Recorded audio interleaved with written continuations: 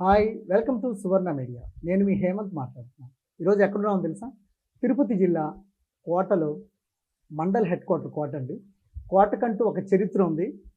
కోటలో ఈరోజు ఎన్నో ఒక ఎన్నో ఇయర్స్ నుంచి, చాలా సంవత్సరాల క్రితం నుంచి ఒక రాజకీయానికి పుట్టినిల్లుగా కూడా చెప్పవచ్చు. ఎన్నో జనరేషన్స్ వచ్చినా కూడా రాజకీయం మాత్రం మారలేదండి. కోట అంటేనే ఒక విధమైనటువంటి రాజకీయానికి ఒక గుర్తింపుగా ఉంటుంది. కోట పక్కనే వాకాడు కూడా. ఈ రెండు కూడా కోట, వాకాడు రెండు పరిసర ప్రాంతాలు దగ్గర ఉన్నా కూడా నిజంగా రెండు సింహాలు ఏళ్తున్నటువంటి రాజ్యాలను కూడా చెప్పచ్చండి. ఎంటైర్ ఆంధ్రప్రదేశ్ కావచ్చు, ఎంటైర్ భారతదేశానికి కూడా కోట అనేది తెలుసు. కోట ఎస్పెషల్లీ మీకోసం నేను చెప్తున్నాను. కోటలో నల్లపరెడ్డి శ్రీనివాసరెడ్డి అనేటువంటి దిగ్గజాలు ఏలినటువంటి ప్రాంతం. ఆ ప్రాంతంలో ఇప్పుడు ఉన్నాం. ఇక్కడ మన మధ్యలో మొబీన్ బాషా గారు ఉన్నారు. ఆయన తిరుపతి జిల్లా ముస్లిం మైనారిటీ సెల్ అధ్యక్షుడిగా ఉన్నారు.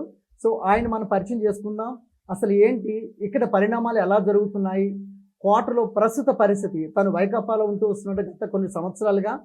సో కోటలో ఎలాంటి పరిణామాలు వస్తున్నాయి, ఎలాంటి మార్పులు వస్తున్నాయి, ప్రస్తుతం 2024 ఎన్నికల్లో ఎలా ఉండబోతుంది, అనేకమైనటువంటి 3 కీలకమైనటువంటి పార్టీలను కూడా కలిసి ఒకరిపైన వస్తున్నాయి. సో దీనికి ఎలాగ కోటలో పరిస్థితి మాత్రం ఎలా మారుతుందని మాత్రం మనం అడిగి తెలుసుకుందాం. సో కోట వచ్చి గూడూరు నియోజకవర్గానికి చెందిందండి. సో ఇక్కడ పరిస్థితులన్నీ కూడా తన అడిగి తెలుసుకునే ప్రయత్నం చేద్దాం. నమస్కారం మొబీన్ బాషా గారు. నమస్తే హేమంత్ గారు. బాగున్నారా? బాగున్నానండి. చాలా కాలం అయింది. అవునండి. సో ఎలా ఉందండి కోట రాజకీయ పరిస్థితి, ప్రస్తుత పరిస్థితులు ఎలా ఉన్నాయి? కోట ప్రజెంట్ పరిస్థితికి వచ్చిన ఢోకా ఏం లేదు. ఇక్కడ మొదటి నుంచి కూడా కోట అంటే నల్లపరెడ్ల కంచు కోటగా చెప్పుకుంటాము. ఇక్కడ నుంచి ఆ నల్లపరెడ్డి వాళ్ళ చరిత్ర చెప్పాలంటే నల్లపరెడ్డి చంద్రశేఖర్ రెడ్డి గారు, నల్లపరెడ్డి శ్రీనివాసులు రెడ్డి గారు వాళ్ళిద్దరు బ్రదర్స్. వాళ్ళతో పాటు నల్లపరెడ్డి గోపాల్ రెడ్డి గారు, నల్లపరెడ్డి సుబ్బారెడ్డి గారు, నలుగురు అన్నదమ్ములు. అందులో పెద్ద ఆయన నల్లపరెడ్డి చంద్రశేఖర్ రెడ్డి గారు. ఆయన ఇక్కడ గూడూరు డివిజన్ వరకు అన్నీ చూసుకుంటూ ఆయన రాజకీయం చేస్తూ ఉంటే, రెండో ఆయన నల్లపరెడ్డి శ్రీనివాసులు రెడ్డి గారు. ఆయన్ని అసెంబ్లీ టైగర్గా కూడా చెప్తారు. ఆయన గురించి రాష్ట్రం మొత్తం తెలుసు. గొప్ప నాయకుడు ఆయన. ముఖ్యమంత్రి స్టేజ్ దాకా పోయిన వ్యక్తి, ఎన్నో మంత్రి పదవులు అలంకరించిన వ్యక్తి. ఈ చుట్టుపక్కల ఉండే కోట, వాకాడు, చిట్టమూరు మండలాలే కాకుండా గూడూరు డివిజన్ మొత్తం కూడా ఏ మారుమూల పల్లెకి పోయినా కూడా వంతెన్లు, రహదారులు ఎక్కడికక్కడ డెవలప్మెంట్ చేసిన గొప్ప వ్యక్తి. అప్పట్లో నడిచి వెళ్ళే మార్గాలు తక్కువ, అలాంటి పరిస్థితులు కూడా చేశారు. అప్పుడే ఆయన మినిస్టర్గా ఉన్నప్పుడే శ్రీనివాసులు రెడ్డి గారు ఈ చుట్టుపక్కలంతా తీర ప్రాంత గ్రామాలండి, కోస్టల్ ఏరియా ఇదంతా మొత్తం ఒక్కొక్క దానికి నదులన్నీ పోయి ఏదైనా వరదలు వచ్చినా, వానలు వచ్చినా ప్రతి ఊరు ఒక దీవైపోయేది. ఆ ప్రజలందరూ బాగా ఇబ్బంది పడేవారు. సైక్లోన్ ఎఫెక్ట్స్ ప్రతి దానికి ఏ చిన్న వాన పడ్డా కూడా అన్నీ జలమయం అయిపోయి ఈ ఊరికి ఆ ఊరికి సంబంధాలు లేకుండా ఉండేది. ఇంకా మారుమూల సముద్రంలో ఉండే ప్రయత్నం అయితే చెప్పనే పడలేదు. ఇలా శ్రీనివాసులు రెడ్డి గారు వచ్చిన తర్వాత మా 3 మండలాలే కాకుండా నియోజకవర్గ వ్యాప్తంగా ఎక్కడెక్కడ ఆనకట్టలు కావాలన్నా, ఎక్కడికక్కడ బ్రిడ్జిలు, వంతెనలు కావాలన్నా తీసుకొని వచ్చి ఎంతో గొప్పగా అప్పట్లోనే అభివృద్ధి చూపించేశారు వాళ్ళు. అలాగే మన పక్కనే ఉన్నారు వాకాడు నేదురుమల్లి జనార్దన్ రెడ్డి గారు, మన రాష్ట్రానికి సీఎంగా చేసిన వ్యక్తి. ఇలా ఈ ఇద్దరు నా పెద్ద నాయకుల మధ్య మా గూడూరు నియోజకవర్గం కానీ, గూడూరు డివిజన్ కానీ రాజకీయంగా ఎప్పుడూ ముందే ఉండేది. రాజకీయంగా చైతన్యం కలిగిన జిల్లా స్థాయిలో, నెల్లూరు జిల్లా స్థాయినే వీళ్ళిద్దరూ శాసించిన వ్యక్తులు పొలిటికల్గా. అలాంటి వ్యక్తుల అందరూ కూడా అలాంటి వ్యక్తులు ఇదంతా రాజకీయం చేసిన తర్వాత వాళ్ళ తదనంతరం వచ్చిన తర్వాత జరిగిన పరిణామాలు మనకు తెలిసిందే. ఇక్కడ మన శ్రీనివాసులు రెడ్డి గారి అబ్బాయి కోవూరు ఎమ్మెల్యేగా ప్రజెంట్ కూడా నల్లపరెడ్డి శ్రీనివాసులు రెడ్డి గారు ఆ పరంపరని కొనసాగిస్తుంటే, నేదురుమల్లి జనార్దన్ రెడ్డి గారి తరఫున మన నేదురుమల్లి రామ్కుమార్ రెడ్డి గారు ఆయన వారసత్వాన్ని కొనసాగిస్తూ వస్తున్నారు. ఇక్కడ ప్రజెంట్ వచ్చిన మనకి ఇదేంటంటే వీళ్ళిద్దరూ ఒకే పార్టీలో ఉన్నారు. ఇప్పుడు ఒకప్పుడైతే రైవల్స్ గా ఉండేది. వాళ్ళు కాంగ్రెస్ లో ఉంటే వీళ్ళు టీడీపీలో ఉండేది. అలా పోటాపోటీగా ఉండేది అప్పట్లో. ఇప్పుడు ఏంటంటే ఈ 2 పెద్ద కుటుంబాల వారసులందరూ కూడా ఒకే పార్టీలో జగనన్న పార్టీలోనే వైఎస్ఆర్సీపీలోనే ఉన్నారు. సార్ చెప్పండి సార్, అంటే ఒక 40 years back 50 years back, so very near ఇక్కడ నుంచి 5 కిలోమీటర్స్ ఒక వంతెన దాటితే వాకాడు, ఒక వంతెన యువతలంతా కూడా మన కోట. అవును. సో ఆరోగ్యకరమైన వాతావరణం అంటే రాజకీయంలో కూడా ఆరోగ్యకరమైన వాతావరణాలు ఉన్నాయి కదా. అవును. సో అప్పటికిప్పటికి చాలా మార్పు వచ్చింది అనుకుంటున్నాను. అవును, వచ్చింది. కానీ ఇప్పటికి కూడా ఆరోగ్యకరమైన వాతావరణంలోనే రాజకీయాలన్నీ కూడా నడుస్తున్నాయి. ఎక్కడా కూడా వర్గాలు ఉన్నా కూడా దాన్ని వైషమ్యాల దిశగా తీసుకొని పోవటం లేదు. శాంతియుతంగానే రాజకీయాలు జరుగుతున్నాయి. టోటల్ నెల్లూరు జిల్లా మొత్తం కూడా ఎక్కడ 1-2 చోట్ల ఏదైనా అలజడులు అవి ఉన్నా కూడా మొత్తం నెల్లూరు జిల్లా మొత్తం కూడా ఇప్పుడు మనం తిరుపతిలో చేరాం కొత్తగా. అయినా మన గూడూరు నియోజకవర్గం కానీ జిల్లాలో కానీ ఎలాంటి విద్వేషాలు వైషమ్యాలు ఉండవు. రాజకీయాల పరంగానే ఉంటుంది. సార్ చెప్పండి, యాక్చువల్గా మీరు మీ విద్య పూర్తయిన తర్వాత యాక్చువల్గా మీరు బిజినెస్ మ్యాన్గా ఉన్నారు. ఒక్కసారిగా ఎందుకు యూటర్న్ తీసుకోవాల్సి వచ్చింది రాజకీయంలో?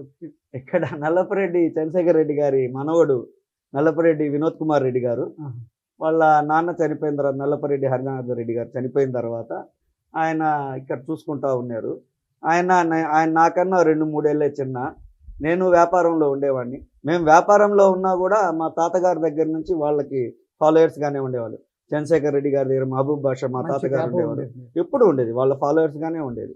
ఇక్కడ ఎవరన్నా ఏదన్నా ఇక్కడ ఏంటంటే ఎలా ఉంటుందంటే లోకల్ రాజకీయాల్లో ఏ పార్టీ అంటే మేము నేదురుమల్లి పార్టీ, మేము నల్లపరెడ్డి పార్టీ అంటారు. కానీ ఆ రోజుల్లో ఏ పార్టీలతో సంబంధం లేదు, వ్యక్తులతోనే సంబంధం. కాబట్టి మేము కోటలో ఉన్నాం, వాళ్ళకి అనుగుణంగానే వస్తూ ఉన్నాం. మా నాన్నగారు, మా తాతగారు, ఆయన తర్వాత మా చిన్నాన్నగారు తర్వాత నేను దాన్ని ఇది చేస్తున్నాను. అంటే ఎందుకు తీసుకోవాల్సి వచ్చింది అంటే యాక్చువల్గా మీరు బిజినెస్ వైజ్ లో ఎక్కువ ఉండేవాళ్ళు కదా.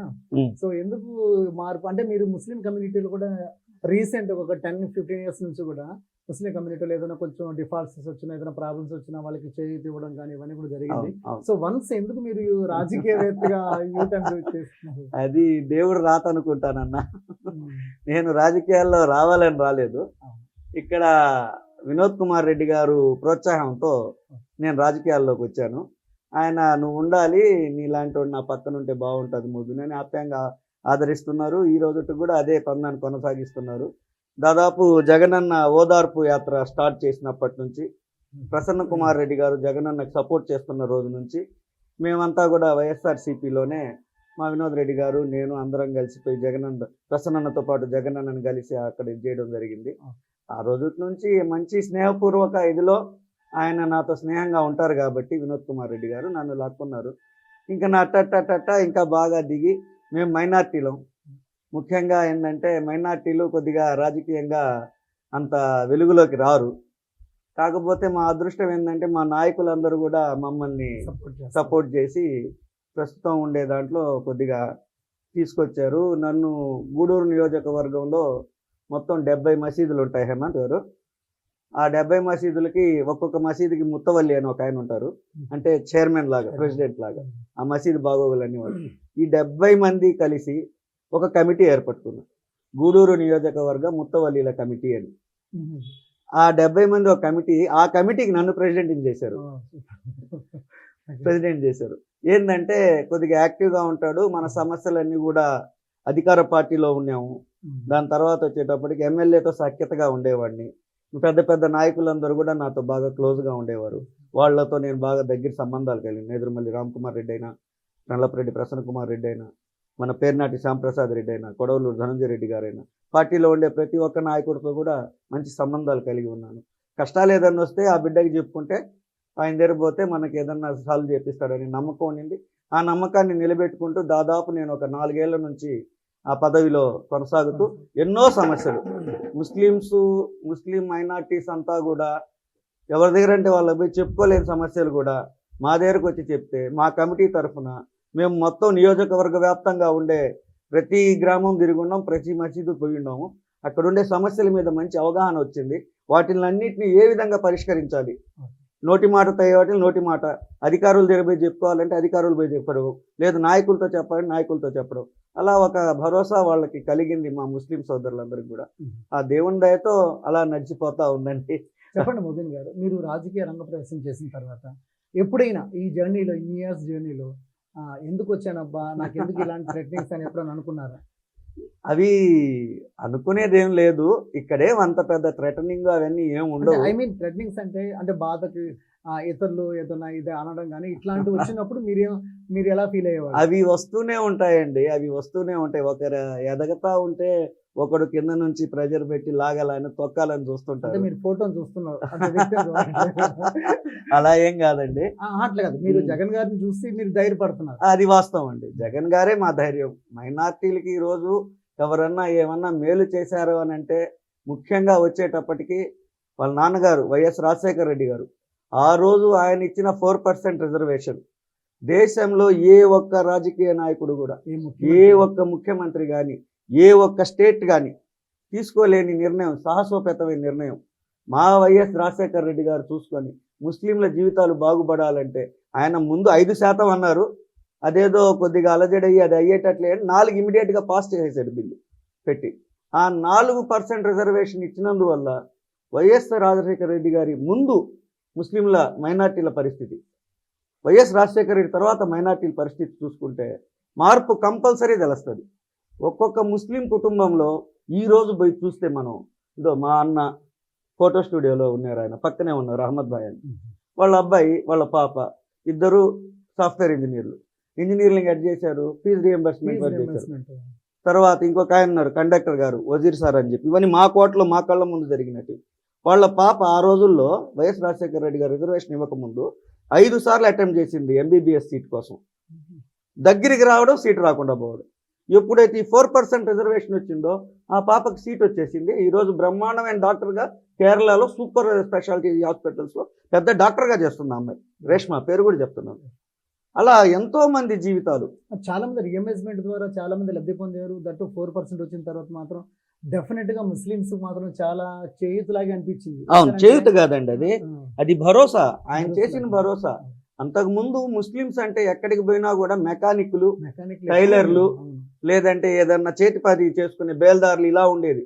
ఈ రోజు ఆ బేల్దారులు, మెకానిక్లు, చేతి పని చేసుకునే వాళ్ళ ఇళ్లలో పిల్లలంతా సాఫ్ట్వేర్ ఇంజనీర్లుగా ఉన్నారు, డాక్టర్లుగా ఉన్నారు. డెఫినెట్ గా అవును అవును, అదే ఏ చిన్న పని చేయాలన్నా మైనార్టీలు, ముస్లిం సోదరులు, బీదబడు బలహీన వర్గాల వాళ్ళే ఉండేది. ఈరోజు పరిస్థితి మారింది. రాజశేఖర రెడ్డి గారు ఆ రోజు చేసిన తర్వాత మా జీవితాల్లో అయితే మంచి వెలుగొచ్చింది. ఆ ఒక్క విశ్వాసాన్ని ప్రతి ఒక్క ముస్లిం సోదరుడు కూడా ఈ రోజుకి కూడా పెట్టుకొని ఉన్నారు. ఆయనతో అయిపోయిన తర్వాత చంద్రబాబు నాయుడు గారు కానీ, కిరణ్ కుమార్ రెడ్డి గారు కానీ వచ్చిన సీఎంస్ మళ్ళీ అంతగా చేసుకోలేదు. అంత ప్రజా ప్రయోజన ఉపయోగకరమైన పనులు ఏం చేయలేదు వాళ్ళు. వాళ్ళ స్వార్థం చూసుకున్నారు. దాని తర్వాత మన జగన్మోహన్ రెడ్డి గారు వచ్చి నాన్న ఒక్క అడుగు వేస్తే నేను 2 అడుగులు వేస్తానన్నారు. చెప్పినట్టుగానే ఆయన 100% పాటిస్తూ బ్రహ్మాండంగా పాలన సాగించారు. ప్రజలు ఆయన మీద పెట్టి నా నమ్మకాన్ని ఒమ్ము చేయకుండా రెట్టింపు ఎక్కువ ఉపాధి కల్పించేలా చేశారు ఆయన. మైనార్టీల పరంగా కూడా ఎన్నో సేవలు చేస్తున్నారు. అంతకుముందు గవర్నమెంట్లో ఎత్తుకుంటే చంద్రబాబు నాయుడు గారు మైనార్టీలకి ఈరోజు ఏదో చెప్పేస్తుంటాడు, అతను మాటలే చెప్తాడు. లాస్ట్ టైం బాబు వస్తే జాబ్ వస్తుంది అన్నాడు. ఎవరికి జాబ్ వచ్చిందిరా అంటే వాళ్ళ కొడుక్కి తప్ప ఇంకెవరికి రాలేదు. బాబుకి వచ్చింది, ఆయన బాబుకి వచ్చింది, లోకేష్ బాబుకి వచ్చింది. ఈరోజు తర్వాత బ్యాంకుల్లో ఉండే రుణాలన్నీ మాఫీ చేసేస్తాను, డ్వాక్రా మహిళల రుణాలన్నీ మాఫీ చేస్తాను అన్నాడు. వాళ్ళు అది నమ్మి పాపం ఆ ఆడోళ్ళంతా వచ్చేస్తాడులే ఏదోలే అనుకొని ఇచ్చారు. అందులో విభజిత రాష్ట్రం సీనియర్ కదా అని చెప్పి చాలా మంది ప్రలోభాలు పడ్డారు. రైతు రుణమాఫీ అన్నాడు. వీటన్నీ చూసి ఆయనకు ఒక అవకాశం ఇచ్చారు. 2014లో ఒక అవకాశం ఇచ్చారు. మన విడిపోయిన రాష్ట్రాన్ని కొద్దిగా ఏదో సీనియర్ కదా అని ఈయన చెప్పిన అసత్యాలన్నీ నమ్మి ఇచ్చారు. దాన్ని కరెక్ట్గా ఆయన 1 వీక్ 10 డేస్లోనే అన్నీ మేనిఫెస్టో ఎత్తేసాడు. వెబ్సైట్లో చూద్దామన్నా మేనిఫెస్టో కనిపించేది కాదు. రైతు రుణమాఫీ లేదు, ఆ డ్వాక్రా మహిళలకు ఇవ్వాల్సింది లేదు. ఆయన చెప్పాడంటే చెయ్యడు. సార్ చెప్పండి, అయితే మరి అలాంటి వ్యక్తిని కొంతమంది పార్టీలు కూడా తనతో ఎందుకు మమేకం అవుతున్నారు? ఏ పార్టీలు మమేకం అవుతున్నాయి సార్? పనికిరాని పార్టీలన్నీ మమేకం అవుతున్నాయి. జనసేన గురించి ఎందుకు చెప్తారు సార్ మీరు? పవన్ కళ్యాణ్ గురించి అయ్యో, ఆయనది ఇప్పుడు హాట్ టాపిక్. ఏం హాట్ టాపిక్ సార్? ఆయన సినిమాలకే పరిమితం. సినిమాల వరకైతే ఓకే, ఒక హీరోగా. ఏదన్నా వస్తే వైసీపీ నాయకుల్ని బట్టలు ఊడగొడతాను అంటున్నాడు కదా. ఆయన బట్టలు ఊడిపోయే రోజులు దగ్గరలో ఉన్నాయి. ఆయన ఏం చెప్పినా ఆయన మాటలు నమ్మరు. ఆయన చుట్టూ తిరిగేది యూత్. ఆ యూత్ ఏంటంటే అదొక అభిప్రాయాలతో యూత్ని పోయి అడిగినా కూడా మేమేదో హీరో అని తిరుగుతామన్నా ఓటు మాత్రం మా జగనన్నకే వేస్తాం. కోట్ అయింది ఓటు అంతే. అది మాత్రం ఎవరిని అడిగినా చెప్తారు. అదొక క్రేజ్, సినిమా క్రేజ్. అది రాజకీయాల్లో పనికిరాదు. సార్ చెప్పండి, అయితే ప్రస్తుతం ఆంధ్రప్రదేశ్ రాష్ట్రం అంతా కూడా మూడు పార్టీలు కావచ్చు, 4 పార్టీలు వీళ్ళంతా మమేకమై ఒక జగన్ మాత్రం ఎందుకు అంత భరోసాగా ఉండడానికి కారణం ఏంటి? ఆయన ప్రజల్ని నమ్ముకున్నాడండి. పార్టీల్ని, పొత్తుల్ని ఏ రోజు నమ్ముకోలేదు. ఆయన మామూలుగా ఆయన విషయంలో మనం అనుకోవాల్సింది ఏంటంటే, ఒక రాటు తేలాడు. ఏదో ఆయనకి కేక్లో వడ్డించిన విస్తరిరాగ రాజకీయం రాలేదు. వాళ్ళ నాన్నగారు అకస్మాత్తుగా చనిపోయిన తర్వాత దివంగత మహానేత మహానుభావుడు వైఎస్ రాజశేఖర రెడ్డి గారు అకస్మాత్తుగా మరణించిన తర్వాత ఆయన కుటుంబానికి, ఆయనకి అప్పట్లో ఉండే కాంగ్రెస్ ప్రభుత్వం పెట్టిన ఒత్తిడి, క్షోభ, నరకం, జైలుకు కూడా పంపించినారు. 18 months జైల్లో ఉన్నారు ఆయన. 18 months జైల్లో ఉన్నారు. అప్పుడు కూడా ఆయన ఏం తగ్గలేదు. ఆ రోజు ఏం చెప్పాడు, మా నాన్న చనిపోయిన తర్వాత చాలామంది చనిపోయారు, స్టేట్ వైడ్ వాళ్ళని పోయి నేను ఓదార్పు ఇస్తానని చెప్పాడు. అది మామూలుగా మన తెలుగు సాంప్రదాయం. మన వాళ్ళకి ఏంటంటే, ఎవరన్నా కష్టాల్లో ఉంటే మనమే పోయి ఓదార్చాలి వాళ్ళని. వాళ్ళని ఇంటికి తీసుకొని వచ్చి మనం ఓదార్చేది అనేది సోనియా మాట చెప్పారంట. ఆ రోజు అనవసరంగా ఆయన్ని వదులుకున్నాడు. ఆయన ఎంపీ సీట్ వదిలేసుకున్నాడు. తర్వాత వచ్చి సపరేట్గా పార్టీ పెట్టుకున్నాడు. వాళ్ళ అమ్మని గెలిపించుకున్నాడు. ఆయన అనుసరించిన వాళ్ళని తీసుకుని వచ్చి గెలిపించుకున్నారు. ఆయన స్వతంత్రంగా ఎదిగాడన్న. వాళ్ళ నాన్నగారి పేరు ఆయన వచ్చినప్పుడే ఉండింది, కానీ జైలుకి పోయి వచ్చిన తర్వాత కూడా దాన్ని, ఆయన నమ్ముకున్న సిద్ధాంతాల్ని ఏ రోజు కూడా ఆయన జైలు నుంచి వచ్చిన తర్వాత కూడా ప్రశాంతంగా ఉన్న రోజుల్లో ఎప్పుడు ప్రజల్లోనే ఉంటున్నాడు. అంటే మీరు చెప్పిన దాన్ని బట్టి అయితే 9 సంవత్సరాలు తను ఒక వంతెన కట్టాడు జగన్మోహన్ రెడ్డి గారు.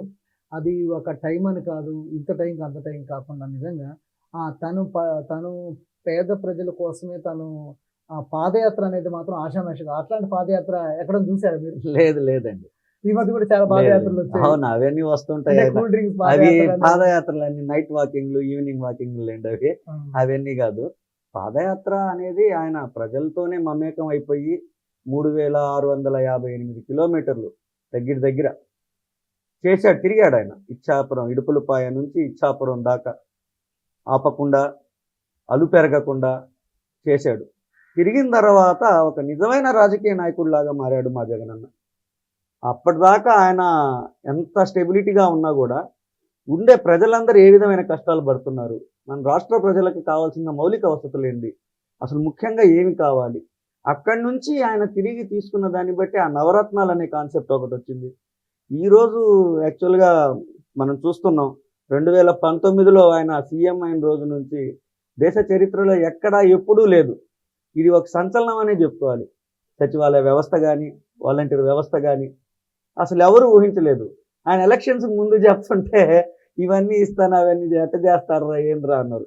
వాలంటీర్ని కూడా 50 ఇళ్ళకి బస్తాలు మోస్తారా, చాలా మంది ఎద్దేవాగా మాట్లాడిన నాయకులు కూడా చంద్రబాబు నాయుడు గారే అన్నారు, ఏంది అవన్నీ ఇసుక బస్తాలు అవన్నీ మోసుకుంటా పోతారా. కూడా వాలంటీర్స్ లో ఉన్న మహిళల్ని చాలా అసభ్యంగా మాట్లాడడం, వాళ్ళ వృత్తిని అగౌరపరిచేటట్టు కూడా చేశారు. ఆయన గురించి మనం మాట్లాడడం వేస్ట్ అండి. ఆయనకి ఏంటంటే రాజకీయ అజ్ఞాని ఆయన. అదేదో చెప్తారు ప్యాకేజ్ అది ఇదని, అవి ఎంతవరకు కరెక్టో మనకు తెలియదు. కానీ ఆయనదంతా ఏంటంటే ఈరోజు వాలంటరీ వ్యవస్థ ప్రజెంట్ సిచ్యువేషన్ చూసుకోండి హేమంత్ గారు. ఈరోజు 2వ తేదీ, మామూలుగా అయితే గవర్నమెంట్ రన్ అవుతున్నప్పుడు 1వ తేదీ వాలంటరీ వ్యవస్థ ఉన్నప్పుడు 1వ తేదీ ఉదయాన్నే 5 గంటలకి టక్క అని తలుపులు కొట్టి వాళ్ళకి చిక్కటి చిరునవ్వులతో వాళ్ళకి పెన్షన్ ఇచ్చే ఇది అవ్వాతాతలు. ఈరోజు అవ్వాతాతలు రోడ్డు మీద పడిపోయి అగమ్యగోచరంగా ఆ వాలంటరీ వ్యవస్థ యొక్క గొప్పతనం, విలువ ఈరోజు అర్థమైపోయింది. అదేం ఊరికే పెట్టింది కాదు ఆయన ఆషామాషిగా. ప్రతి ఒక్క పౌరుడు, ప్రతి ఒక్క అవ్వాతాత ఆత్మగౌరవంతో బతకాలి అని. ఇంతకుముందు పెన్షన్ తీసుకోవాలి అని అంటే చంద్రబాబు నాయుడు గారి హయాంలో ఒకరు చనిపోతే కానీ ఇంకొకరి పేరు ఎక్కించే పరిస్థితి లేదు. అది కూడా లేట్. అది కూడా ఎవరు చెప్పాలి? జన్మభూమి కమిటీ అని చెప్పుండేది. వాళ్ళ దగ్గర పోయి, అన్నా నాకు ఒక పెన్షన్ రాయిపించన్నా అంటే, నువ్వు మా పార్టీ కాదు, నువ్వు మాకు మొన్న చేసావా లేదా, సరే వస్తే ఒక 5 నెలల పెన్షన్ నాకు ఇవ్వు, లేదంటే నాకు ఇంత ఇవ్వు అని చెప్పి ఇలా లంచాలు తీసుకొని ఆ జన్మభూమి కమిటీల దగ్గర పెట్టేసి వాళ్ళ చుట్టూ తిప్పించుకొని ఎక్కడంటే అక్కడ ఒక అరాచకం రాజ్యం వెళ్తున్న పరిస్థితి. ఈరోజు పరిస్థితి అలా లేదు. జగన్మోహన్ రెడ్డి గారు వచ్చిన తర్వాత ఈ వాలంటరీ సచివాలయ వ్యవస్థలు పెట్టిన తర్వాత అర్హత ఒక్కటే ప్రామాణికంగా తీసుకున్నారు. అర్హత ఉంటే చాలు, లబ్ధిదారుడైతే చాలా లబ్ధి వచ్చేస్తుంది. ఎవరి సిఫార్సులు ఎవరి రికమెండేషన్లు అవ్వలేదు. ఈ నాయకుడు చెప్పాలి, ఈమె లీడర్ చెప్పాలి, ఆ లీడర్ చెప్పాలి, ఏమీ లేదు. అర్హత ఒక్కటే ప్రామాణికం. ఒక వాలంటీర్ టైప్ అన్నమాట, డైరెక్ట్ అంతే అంతే. ఏది కావాలన్న ఒక పెన్షన్ రావాలి అని అంటే వాలంటీర్ వస్తాడు, వాళ్ళకి ఎంత ఏముంది ఆధార్ కార్డు తీసుకుంటాడు, ఏమేమి పేపర్స్ తీసుకుంటాడు, సబ్మిట్ చేస్తారు. సచివాలయ వ్యవస్థలో సబ్మిట్ చేయగానే ఇమీడియట్గా అతను వచ్చేస్తే పార్టీలకు సంబంధం లేదు, కులాలకు సంబంధం లేదు, మతాలకు సంబంధం లేదు, ప్రాంతాలకు సంబంధం లేదు. అర్హత ఒక్కటే ప్రామాణికం. అర్హుడైతే నెక్స్ట్ మంత్ నుంచి ఆయనకి వచ్చేస్తుంది. ఏదైనా, ఏ లబ్ధైనా, ఏదైనా కూడా. ఒక అమ్మఒడి కానీ, చేయూత కానీ, వైఎస్ఆర్ ఆసరా కానీ, రైతు భరోసా కానీ, ఇలా ఎన్నో రకాలైన వాహన మిత్ర, మత్స్యకార భరోసా, రజక వృత్తుల వారికి భరోసా, ఇలా ఎవరికి ఎటువంటి ఇది వచ్చినా కూడా దగ్గరుండి అర్హత ఒక్కటే ప్రామాణికంగా పరిపాలించి అవినీతి లేకుండా చేశారు. అది కూడా అవినీతి లేకుండా. ఇంతకుముందు సచివాలయ వ్యవస్థ లేనప్పుడు మనం ఏదన్నా ఒక చిన్న డెత్ సర్టిఫికేట్ తీసుకోవాలి, లేదు బర్త్ సర్టిఫికేట్ తీసుకోవాలి, ఆ ఎంఆర్ఓ ఆఫీసుకు పోయేది. ఇక్కడ నుంచి మన మండల లాస్ట్ ఏరియాలంటే కొత్తపట్నం వాళ్ళు వస్తాయి. దాదాపు 27 నుంచి 30 కిలోమీటర్లు ఉంటుంది, 30 కిలోమీటర్ల పైనే ఉంటుంది. అక్కడ ఎవరన్నా ఏదన్నా ఒక సర్టిఫికేట్ కావాలి, ఈ 30 కిలోమీటర్ల దూరం నడుచుకుంటా రావాలి. వచ్చిన తర్వాత ఎంఆర్ఓ గారు ఉంటారో లేదో తెలీదు, ఆయన ఏం కొర్రీలు పెడతారో తెలీదు, విఆర్ఓ ఏం చెప్తాడో తెలీదు. ఆడికి పోయిన తర్వాత వాళ్ళు వాయిదా వేస్తారు. ఈ పేపర్ లేదు, ఆ పేపర్ లేదు, పైకి పంపించున్నాం. ఈరోజు పరిస్థితి అట్టలేదు. ₹1 కట్టకుండా మొన్న ఆరోగ్య జగనన్న సురక్ష పెట్టారు. మా మండలంలోనే దాదాపు 25,000 సర్టిఫికేట్లు ఇచ్చాం. ఓన్లీ మా మండలంలోనే. Birth certificate, death certificate, study certificates, ఈ క్యాస్ట్ సర్టిఫికేట్స్, ఇన్కమ్ సర్టిఫికేట్స్, ఇలా రకరకాల సర్టిఫికేట్స్ అన్నీ కూడా రూపాయి లేకుండా. అది కూడా అధికారులే వాళ్ళ ఊళ్ళకి పోయి, కొత్తపట్నం ఆడే ఏదో ఏ పంచాయతీ, కోట పంచాయతీ అంటే కోటది, ఆ ఊర్లో అధికారులే, మండల స్థాయి అధికారులు అందరూ పోయి విలేజ్లో పోయి గ్రామ స్వరాజ్యం అంటే ఏందో మన జగనన్న మనకు చూపించినాడు. ఈరోజు ఎస్సీ, ఎస్టీ, బీసీ, మైనార్టీ ప్రతి ఒక్కరూ ఆలోచించుకోవాలి. ఎలా ఉంది పాలన, ఏముంది? అంతకుముందు అన్ని ఇబ్బందులు పడుతున్నాం. పెన్షన్ ఈరోజు 3,000 ఇస్తున్నారు. ఆయన లాస్ట్ టైం కూడా ₹1,000 ఇస్తున్నాడు నాకు తెలిసి. 2014 నుంచి ఎలక్షన్స్ ముందు 2 నెలల ముందు దాకా కూడా చంద్రబాబు నాయుడు గారు ₹1,000 ఇస్తున్నారు. జగన్మోహన్ రెడ్డి గారు ఎలక్షన్ క్యాంపెయినింగ్లో 2,000 ఇస్తానని చెప్తే అప్పుడు ఆయన ఇది చేశాడు, 2,000 చేశాడు దాన్ని. తర్వాత 2 నెలలు మాత్రమే, 2 నెలల ముందు చేశాడు. అది ఇంకా వెళ్ళిపోతాడు. ఆయనకు కూడా ఇది లేకుండా ఏవేవో చెప్పాడు. మరి ఈ రోజు కూడా కళ్ళబొల్లి మాటలన్నీ చెప్తున్నాడు హేమంత్ గారు. నిజంగా అయితే ఆయన చెప్పే సూపర్ 6 అవన్నీ కూడా వింటుంటే నవ్వు వస్తుంది. ప్రజలు ఇంకా అమాయకులేమో అనుకుంటున్నాడు ఆయన చంద్రబాబు నాయుడు గారు. అలా ఎప్పటికీ జరగదు. ఆయన చంద్రబాబు నాయుడు గారు చెప్పేది అన్నీ జరగాలి అని అంటే ఇప్పుడు జగన్మోహన్ రెడ్డి గారు మన రాష్ట్రానికి ఇచ్చిన సంక్షేమ ఫలాలు 2,50,000 కోట్ల పైచీలకు ఇస్తున్నారు డైరెక్ట్గా. ఇలా ఈయన చెప్పినట్టు చేసుకుంటే 10 లక్షల కోట్ల రూపాయల పైనే అవుద్ది ఈయన చేస్తుండేటివి. ఎలా చేస్తాడరా అంటే మాటలే చేయాలన్న ఇది లేదు ఆయనకి. ఊరికే మాటలు వదిలేస్తున్నాడు. జగన్మోహన్ రెడ్డి ఒకడికి ఇస్తున్నాడు అమ్మఒడి, నేను ఇంట్లో ఎంతమంది బిడ్డలు ఉంటే అంతమందికి ఇస్తాను, మీకు ఓపిక ఉంటే ఇంకో 4గురిని కానండి. ఏందా మాటలు అని చెప్పేది పెద్ద ఆయన. అంటే అప్పుడేమో అదే చెప్పేది. అది మనం చేస్తే ఏమో శ్రీరంగ నీతులు, పక్కనోడు చేస్తే అదేదో బూతులు అన్నట్టు. మనం చెప్తే శ్రీరంగ నీతులు, పక్కనోడు చేస్తే బూతులు అన్నట్టు. జగన్మోహన్ రెడ్డి చేసిన దాన్ని ఒప్పుకోడు, కానీ జగన్మోహన్ రెడ్డి కన్నా చేసిందే నేను కూడా చేస్తాను, ఇంకొద్దిగా ఎక్కువ చేస్తాను అంటాడు. ఏందా చంద్రబాబు నాయుడు గారు ఈ బాధలన్నీ మాకు అని. మోదీ గారు ఇప్పుడు ఈ పథకాలు అన్ని కూడా ప్రజలు చూస్తున్నారు. సో ఎందుకని ప్రజలు కూడా కొంతమంది రియాక్ట్ అయ్యి చంద్రబాబు నాయుడు రావాలని అంటున్నారు? ఎవ్వరూ రావాలంటాం లేదండి. వాళ్ళ పచ్చ మీడియా చేస్తుండే హైలైట్స్ అవన్నీ. మీరు పోండి, ఏ పల్లెటూరులో అయినా పోండి, ఏ ఇదిలో అయినా పోండి, కొంతమంది ఎవరన్నా ఉంటే, కొంతమంది ఉంటారుగా, వాళ్ళకు కూడా ఎవరో ఒకరు ఒక 5 మందో 10 మందో ఉంటారుగా, వాళ్ళు చేస్తున్న ఇది ఈ 5 పత్రికలు, ఈ పచ్చ పత్రికలు చేస్తుండే ఇది తప్ప గ్రౌండ్ లెవెల్ రిపోర్ట్ మాత్రం మీరు ఏ సర్వే అయినా ఎత్తుకోండి. మొన్న వచ్చిన సర్వే జన్నత్ పోల్స్ వస్తున్నాయి, ఎన్డీటీవీ వస్తున్నాయి, ఎక్కడ వచ్చినా కూడా జగన్మోహన్ రెడ్డి గారే వస్తారని చెప్తున్నారు కదా. కాకపోతే ఏంటంటే వీళ్ళు డైరెక్ట్గా ఓటమిని ఒప్పుకోలేక ప్రాపగాండా, గోబెల్స్ ప్రచారం చేసుకుంటూ తిరుగుతూ ఉంటారు. కానీ ఎస్సీ ఎస్టీ బీసీ మైనార్టీల గుండెల్లో జగనన్న ఉన్నారు. ఎంతమంది కలిసికట్టుగా వచ్చినా కూడా జగనన్న 175కి 175 అదే కాన్ఫిడెంట్తో మేము కూడా ఉన్నాం. రాబోయే ఎలక్షన్స్లో గవర్నమెంట్ని స్థాపించేది జగన్మోహన్ రెడ్డి గారే, దాంట్లో ఎటువంటి ఇది లేదు. ఆయనకి పెద్ద పెద్ద పార్టీలు పెద్ద పెద్ద వ్యక్తుల సపోర్ట్ అక్కర్లేదు.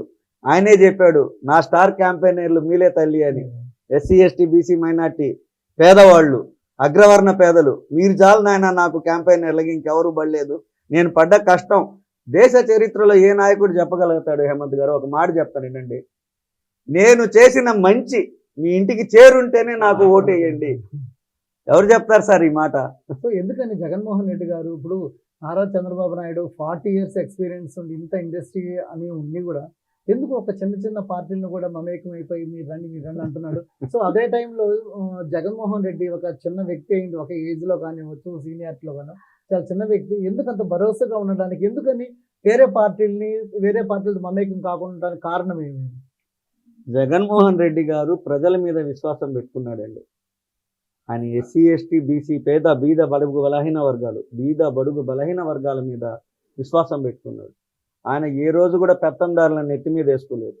ఈరోజు ఆయన పరిపాలించిన ఈ 5 ఏళ్లలో చూసుకుంటే ఆయన సొంత సామాజిక వర్గమైన రెడ్డి కమ్యూనిటీ కన్నా ఎక్కువగా మన ఎస్సీ ఎస్టీ బీసీలకి అందలాలు ఎక్కించినాడు. ఎన్నో గొప్ప గొప్ప చైర్మన్లు, జిల్లా పరిషత్ చైర్మన్లు, జెడ్పీటీసీలు, ఎంపీపీలు, సర్పంచ్లు, అలాగే కార్పొరేషన్ చైర్మన్లు ఎతికి మరీ ఎవరెవరు ఉన్నారా అని ఉపకులాల వాళ్ళని కూడా తీసుకొని వచ్చి ఈరోజు ఎవరికి తెలియని ఇది కూడా తీసుకొని వచ్చి బీసీల్లో ఇంతమంది ఉంటే అంతమందికి గౌరవం కల్పించిన వ్యక్తి. అందులో ముఖ్యంగా ఆయన చేసింది ఏది జరిగినా కూడా 50% మళ్ళీ అందులో మహిళలకే స్థానం ఇచ్చాడు. మహిళలకే ఇచ్చాడు. ఈయన ఏ సంక్షేమం పథకం పెట్టినా కూడా డైరెక్ట్గా మహిళల అకౌంట్లోకే పంపించినాడు. అలా మహిళలంటే అంత అపారమైన గౌరవంతో ఉన్నాడు. ఆయన హ్యాపీగా ఉన్నాడు. రాష్ట్ర ప్రజలందరూ ఆయన మీద సంపూర్ణ విశ్వాసంతో ఉన్నారు. సార్ చెప్పండి సార్, నాడు నేడు ప్రోగ్రామ్ ఎలా అనిపించింది? అది దాని గురించి మాట్లాడాలంటే సూపర్ అండి. అది అసలు ఎక్సలెంట్. మనం ఇక్కడే చదువుకున్నాం, Kota boys high school, AVKR boys high స్కూల్లో చదువుకున్నాం. అప్పట్లో ఉండే ఇది, అంతెందుకు మన గవర్నమెంట్ రాకముందు ఉండే ఇది. ఆడపిల్లలు బాత్రూమ్ పోవాలన్నా కూడా ఆడ ఏ వసతులు ఉండేటివి కాదు. చాలా మంది ఆడ ఇబ్బందులు పడతా చదువులు మానుకున్న రోజులు ఉన్నాయి ఆడపిల్లలు అయితే, సరైన వసతులు లేక. అలాంటిది ఈరోజు కార్పొరేట్ స్కూళ్ళకి తగ్గకుండా.